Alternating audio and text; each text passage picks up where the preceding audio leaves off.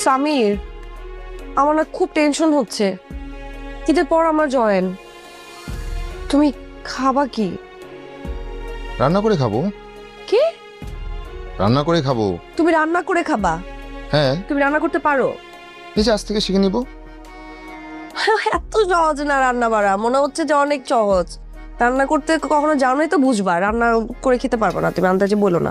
সবকিছু সহজ মনে হলো সবকিছু সহজ না। খুব কঠিনও না। আমার মিষ্টি বউটা চাকরি করবে, আর তার জন্য আমি এতটুকু স্যাক্রিফাইস করতে পারবো না?